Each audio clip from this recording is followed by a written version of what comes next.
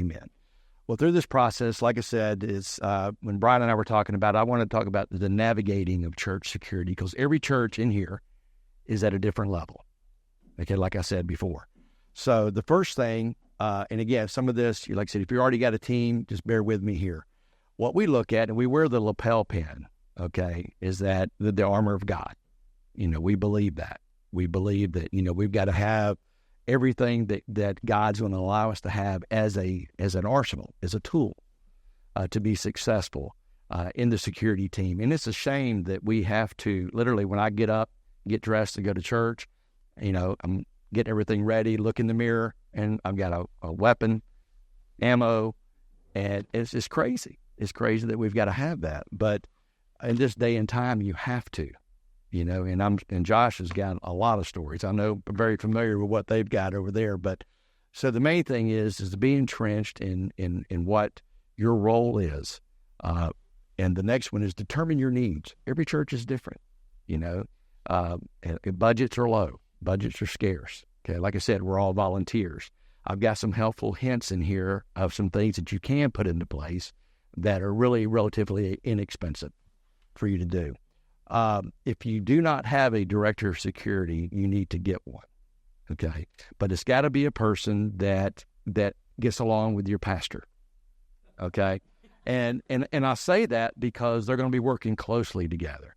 They got to be able to pull the rope in the same direction. It's got to be someone, when things happen, can be quiet about it, can share only with staff of things that go on, okay? And I'm going to write a book when this whole thing's over with me, because things that happened at Hillcrest is same things that's happened at other churches in the area. But we work closely with our staff. And things that happen, we're very quiet about it, okay? And you've got to have somebody that you can trust. So make sure the person has strong leadership skills, has a vision, okay? Has a vision for where they see the team 10 years from now. When I was asked to take Hillcrest over, and I know it's going to sound churchy, but I actually asked them to let me pray about it, and I'm going to bring back some, I don't want to call them demands, but I want to bring back some interest that I have that I need the church to support. And we did that, and 7 years later, I'm still here. So, but it's got to be someone that works very closely with church staff. Able to effectively train and develop the team. We're fortunate enough that I was able to pull in law enforcement officers, ex-military folks to our team. My background, just so you know, is in business management. Okay, but it's 42 years of business management. And so I was able to take a structure, put it in place, and put folks in place that can they can handle those duties. We have a trainer. We have, really important, is a medical team leader. When you think of security, you don't think of the medical side, do you? But how many times, and everybody in this room can raise their hand, how many times you have somebody pass out? Okay, you'll have that more than you'll have anything else. Okay, so you have to have a medical team. Okay, we're fortunate. We're a big church. We've got 5 or 6 doctors in every service. Okay, they're on the medical team. Okay, they know when something happens. They know to spring into action. We have a plethora of nurses. We have firemen. Matter of fact, our director of medical is a retired fireman. He was a captain in the fire department, and he heads up our medical team, and he does an outstanding job. So, we're covered with that. But make sure when you lay out your team, you don't just look at the director. You look at also a medical team person, okay? Someone that can handle the basics, okay? Because you never know what you're going to have. You're going to have an older person that's going to pass out the service long before you will a terrorist come knocking on your door. Okay. We have a training leader that I have in place, and the training leader doesn't just look at what's going on at the gun range. The trainer also looks at scenarios, okay, that we lay out. And I know I had somebody say they wanted to look at some scenarios. Think of your worst nightmare. Start there. Think of your worst nightmare. Lay that out as a training portion, and think about what you're going to put into place to thwart that from happening. Like I said, we're at a deficit we're going to respond to someone pulling a knife, someone pulling a crowbar, someone pulling a gun. Okay? But when they do that, we've got to be prepared, ready to act. And those are the things that you've got to train. That doesn't just happen. You have to train for that. Okay? You got to know when to go. Because there are some legal ramifications, with that, even in the state of Florida. Even though you're allowed to conceal carry, but anytime you take the weapon out of the holster, you open up a whole different, and Katie will talk about that, as far as making sure that you're doing the right things that you're supposed to do. Because, and like I said, I'm a member of USCCA, but as long as I check the boxes, they're going to cover me. But if I do something wrong, they're not. Okay? Legally, and same thing with your church. What we have, our whole team is covered underneath USCCA, our whole team members. As they're individual, okay? That's going to kick in first, and then anything liability for the church has a policy. And Gary down the road here, in the same building here, he can talk about that as well. But we have it to where our USCCA will kick in first, and then anything on the church will be able to take care of. So that's how we're structured.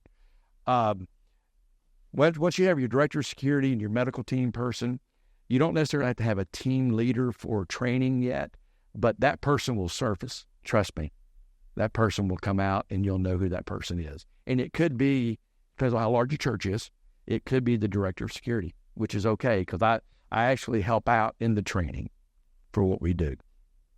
Selection of team members. And I put that in parentheses, Alan W. I don't know if any of you know Alan Westmoreland. Okay, I think he was around when they laid the first brick of Hillcrest. I'm kidding because Alan's my age. But Alan knows everyone. Okay, he knows because a lot of times when we're looking at folks that come in, it's around the holidays. We've never seen these people before. I turned to Alan on the radio. I said, Alan, third row, second seat, who do we got? He says, that's so-and-so's grandmother or so-and-so's grandson, okay? And that's very helpful because these people come in, a lot of times they're carrying backpacks. They're used to, if they're in college, they're carrying a backpack, young, sitting by themselves down front, but he knows who they are. So it's important when you have a team member, you've got to have someone that's very familiar with the church and with the people, even people who have been around for 20 years, who are no longer there, but maybe come back for the holidays. You follow what I'm saying? So it's always good to have an Alan Westmoreland on your team. Communicate expectations. You got to be able to lay out what your expectations are. It's free. This is volunteers, okay? But we don't want to forfeit worship time or connect group, which that's what we call our Sunday schools or connect groups. You want to be able to have your security team to come to church to worship, come to church to, matter of fact, we got some team members that are connect group Sunday school teachers. They teach, okay? That's great. And they're prepared if something goes down. They have a radio. They know what's going on and where it's going on at.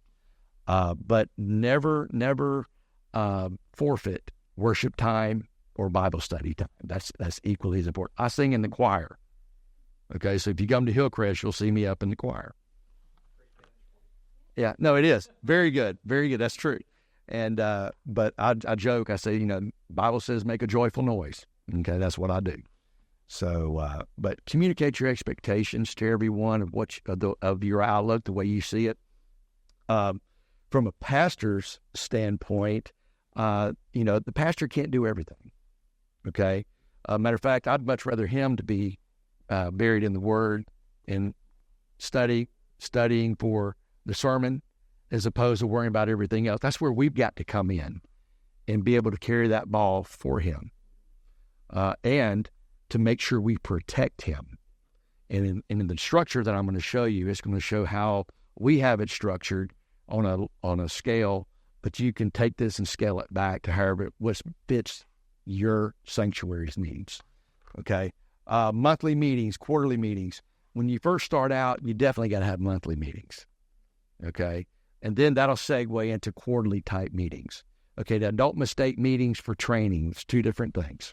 The meetings actually going over would be things that have come up in other churches, okay? Things that have come up in different areas. Whenever there's a church shooting or a school shooting, we look at it, we study it, we understand what's going on, and we try to bring that back to the team of, if this happened, how would we handle it? Yes, sir. On individual interest. Yep. That is correct. Yep. Yeah. And, and we like I said, for the last 8 months, we've introduced surveillance cameras, which is totally new and different. I actually took a trip to New York with our choir, and we went to the Brooklyn Tabernacle Church. Okay, they 20,000 something members. Okay, well, I knew I was going to be there for a while, so I actually called ahead, talked to the director of security, and said, "Hey, I want to spend some time with you, whatever you can give me." He says, "Hey, why don't you come on Sunday? I get there at 7:30. You come in, you can be with me the whole day, and I'll show you what we do."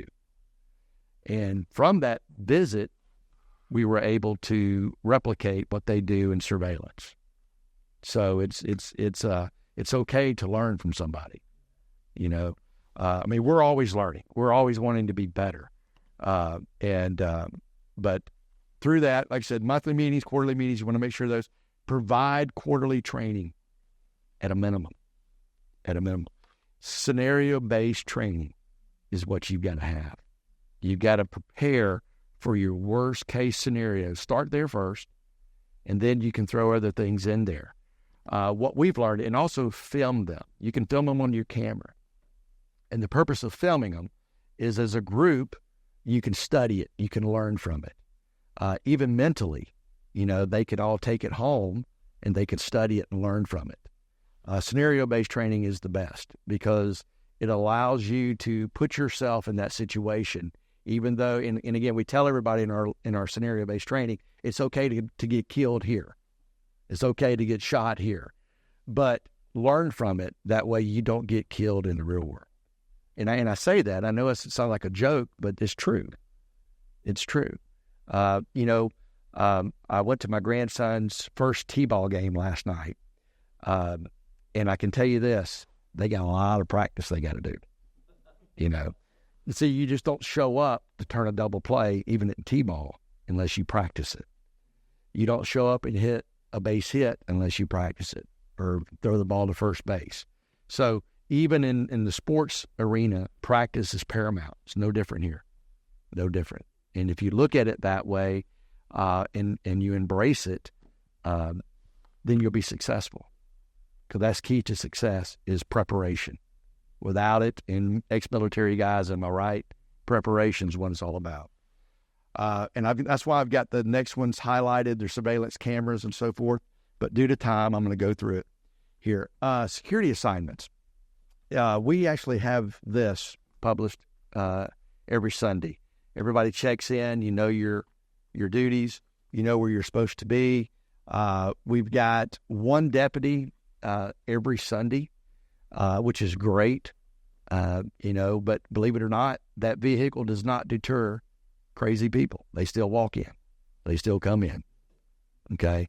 And you would think it would, but it doesn't, But we have a security person, and it's normally one of those three deputies that we have, but we've got their phone numbers. We have the security team, medical team, all listed first, and then we have our surveillance and monitoring team. And every one of we have over 80 plus cameras throughout the church. And I'll show you in this of the benefits of having something like that. Okay. But the assignments are very important. When you're not available as a member, make sure they call you. Make sure the members call you and say, "Hey, I'm not going to be there today." People get sick. Okay. It happens. And just make sure you've got a backup plan when that does happen. You might have to, if you're a smaller church, you might have to have 5 to 6 members. You maybe try to get 8 members in case you have somebody sick. You can bring somebody in and let them know, "Hey, you're going to be my my rover. You're my person I'm going to come to when I've got somebody sick. Okay. Radio positions. I don't know if you have radios or not, but we're going to go over that. That's a portion in this. The radios have different channels. Make sure you understand which one is for your team and make sure the team knows. And the reason why I say that, because we have our cart people that pick people up. They're on channel 6. There's a reason why. Because if they're on our channel, because when I first started, I heard more about the Alabama's football game the day before than I heard security.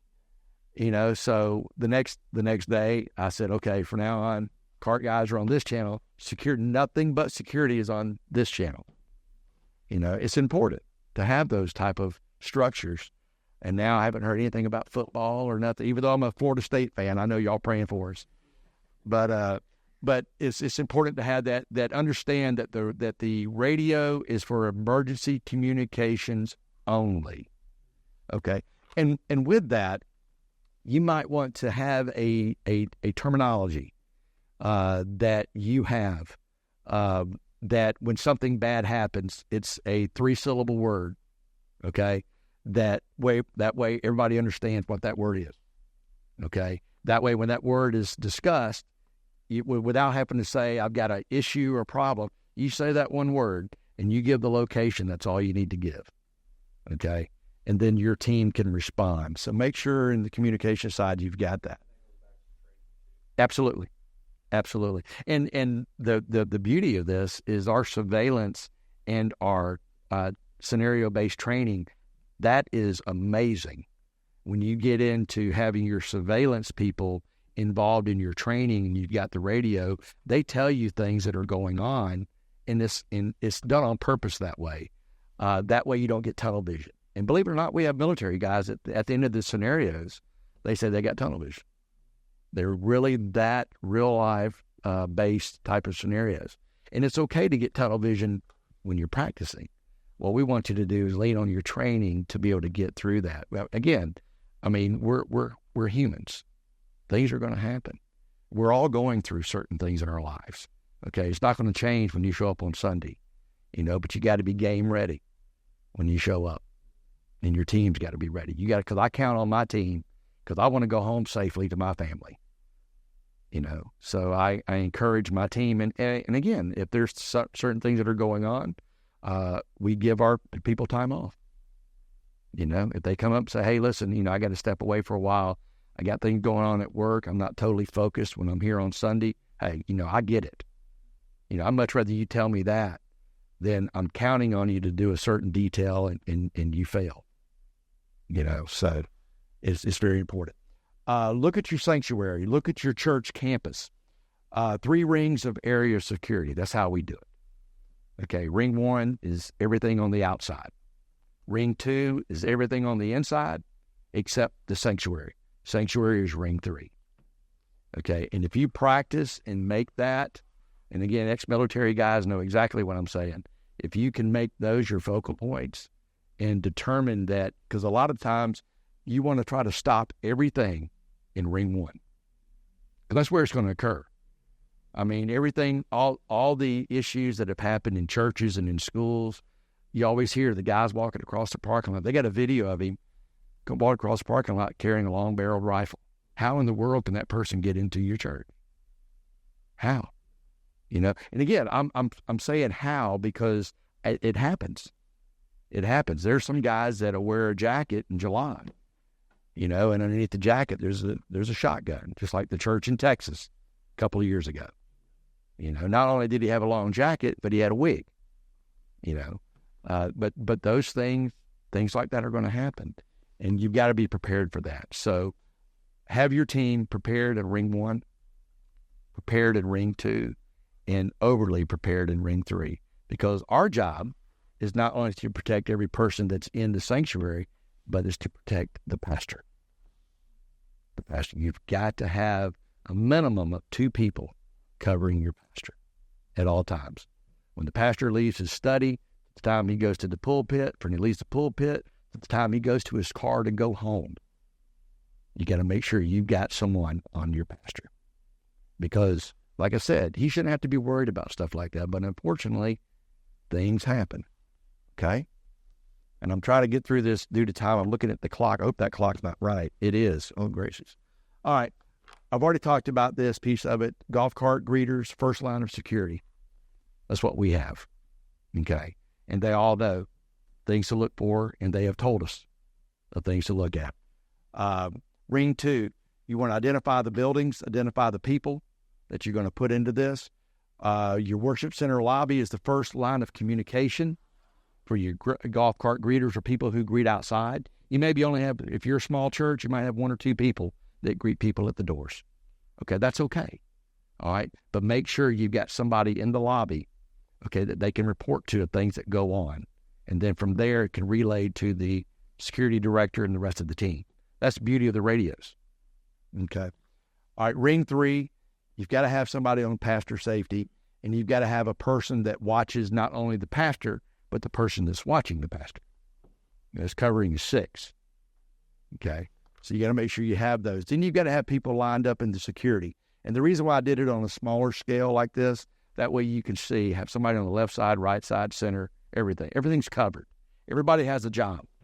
Okay. And it's okay if something goes on outside.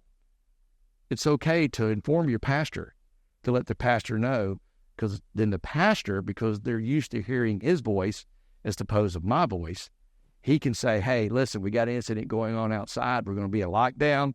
I need everybody to get out. Okay, they're going to be okay hearing that from the pastor. Now, if I stand up and start saying it, they're going to say, they have to be like, who is this guy? What is he doing? So always use the communication through the pastor because he needs to know what's going on. Okay? All right, so anybody got any questions on this? Okay? Church scenario training. We film ours. Okay, we film everything. Needless to say, this guy here is the bad guy. They're not always going to look like that, okay, with the little hat on and everything, but he's actually the head of our medical team. That's Jason Weidlich. But we actually film it, we study it, we look back on it on the big screen, and we understand. You know what's amazing about when we do these scenarios? We time them as well. And we look at them, and then when we're done, we ask the people, we ask one person, how long do you think it took to go through the scenario from start to finish? And they'll say 4 or 5 minutes, 30 seconds. From the time it starts to the time it's finished. And that's the amazing thing is that when people look back on it, they go, well, I thought it was 3 or 4 minutes. It's 30 seconds.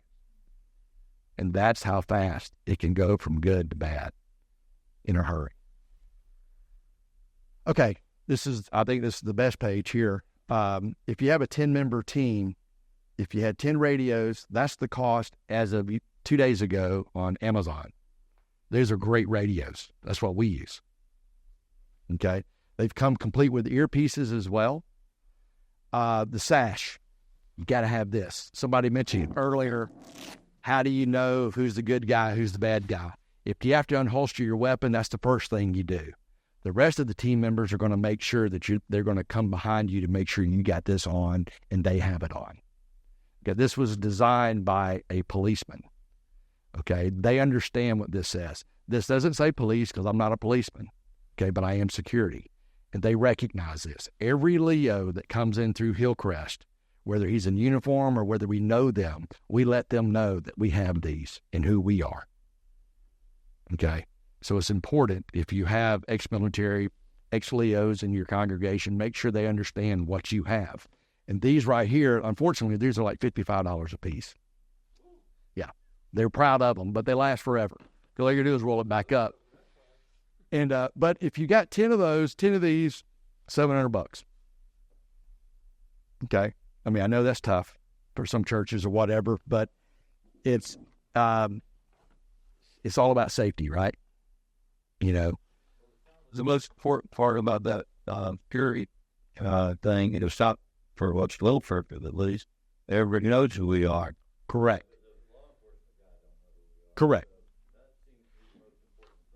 And to have this on, because I could tell you the average response, 7 to 10 minutes. Okay. And again, we have a deputy. Okay. And we've had to call for backup before. Okay. Even with him calling, it takes 7 to 10 minutes. okay, for them to show up. Hey, that's eternity. It's way over. You know, I mean, we're actually, you know, roping things off by the time they get there. So, yeah. Scabby County Sheriff's come and do the security sweep for our church there. Yeah. One of the things that he reiterated to us when you were talking about the rings is to designate who's going to talk to the incoming Leo. Correct. And tell them, this is our guy. Correct. At our church, our particular armed individual, we call it safety T. Mm-hmm. That's fine. And all of those stuff. But to be able to brief everybody, this is our guy. This is we have a specific setup that person wears. Yeah. Particular color. Yep. That's Hope have the sash or something like that. As long as they know correct who the person on the inside is, that gives them great help. Correct. Matter of fact, back on this page here, all 911 calls go through our surveillance monitoring team because they see everything. They can see the entire campus. Whereas I'm going to be in one location, I'm going to be where the action's going on, but they're going to be able to direct law enforcement, okay, and the ambulance and the fire truck, whatever's needed to come help. But this is, you know, like I said, if you need information on this, whatever, I can give it to you, but take a picture of this with your phone. You can go online, look at it, you can research, whatever. But this is what we use. So surveillance portion, I won't touch too much on this, but I do want to show you the advantages of having some type of surveillance that you have. And everybody could put a camera in your sanctuary, okay? You could put a sanctuary or a camera out front of the church. You don't have to have one in every hallway, but we do, you know, but I understand cost. But the benefits of this is the Second Sights training that I was talking about, and I've got a handout for everybody to take, and it's got information on here, so just take one, pass it around. And this will help us. It helps us to identify an issue long before it becomes an issue. And this is online-based training, so it could be something that you can do it's an 8-hour course. You actually get certified in doing this, and you can take one person can go through it and teach your entire team. Okay, this is good stuff. And he'll give you a discount. You know, tell him you came to my class. Just tell Nathan, hey, give me a 20% discount. Okay, and it'd be like $235. Okay, that's what the course is. It's an online 8-hour course, but I'm telling you, what you learn in this is unbelievable. It not only allow you to use this while you're at church, but also when you go to a restaurant, when you go to a movie, you know, when you're with your family at the beach or something, you'll know things to look for. Okay, so that's a plug for Second Sights training systems. Through our surveillance, things that we look at through what we've learned through Second Sights. This is an actual video of a person coming in late, carrying a backpack. He goes up, and I got his face covered, but he goes up and he sits in the top of the balcony in the back chair. He doesn't sit in a pew. He sits in a chair. He's sending off all kind of red flags, okay? But through this process, we were able to monitor him. We was able to watch his hands, okay? They can't shoot you with their feet. The main thing we want to watch is for their hands.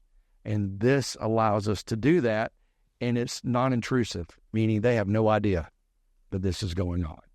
You know, but through the training that we've done, we're justified by watching this person. It has nothing to do with color of skin, has nothing to do with religion or anything. It's all about how people act, okay? And I've always used this scenario here. If it just doesn't look right, you've got to take a look. You've got to follow it to the end.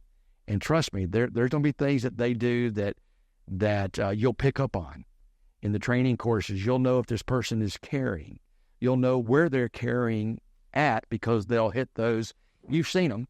They'll walk through and they'll pat their side, okay? And what they call the one-armed man, they'll have the arm down by their side where they got their gun, and the other hand's just a move. This one's not.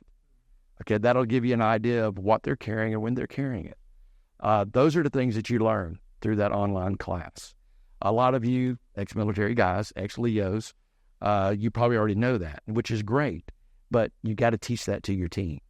Okay. Through the scenarios that you run, you can teach that and they can learn. These are actual photos that are actually taken from people who've come in late, people who've come in and they're acting a little weird. Okay. But remember, we're a church. We got to welcome all these people. Okay. But we don't have to be a victim. Come to find out, this guy was carrying a J-frame caliber, 38 caliber in his left pocket. It's perfectly legal now to conceal carry. Okay. But like I said, we don't have to be a victim. We just keep an eye on these things. But he never did. He kept his hand in his pocket, but he never did pull it. But we was able to see it, okay, through the video camera. This camera can go in. I mean, I'm telling you, you can literally you see the writing on the lady's shirt says taco. Okay. I mean, that's from, that's only a 20%, 20 times the visual that we see, but we're able to, and it's infrared. So the sanctuary is completely dark, but look at it. It lights him up. Okay. 40 yards, roughly. Yeah. It's actually, it rotates. So it's not fixed. So I guess PTZ. Yeah. I'm not familiar with what they call them, but I can tell you this. I got them on my phone. I can look at everything, and, but we have a surveillance team that does this, and they know what to look for, and they let us know. In the past, what we had to do whenever we saw a guy like this, we'd have to go sit around him. Now, we could still do that, okay, but I'd much rather be prepared at a safe distance for my team, but still be able to stop the threat in case he would have pulled that weapon. Okay. This next one is this guy. We called him Axeman, and there's a reason why we call him Axeman. And you have probably seen this guy or this guy in your sanctuary. This is what he actually took an axe to his car. Okay, he has Ohio plates. Okay, he's homeless. He lives out of his car. Okay, but we actually saw him drive up. Our CART team says, "Hey, we got a guy that has axed his vehicle up." And sure enough, that's what he did to it. So we followed him. This is in the lower level. He wasn't even in the balcony. He was in the lower, but he was in the back left side. We kept watching on his hands and make sure that this guy wasn't doing anything squirrely. So, but this was, you see the camera, I think it was in June 16th this year. And, I have a theory. If they're going to do this to their car, they'll do anything to you. Yeah. So, but with that, like I said, I know it was a lot, but flying at 50,000 feet, but I want to be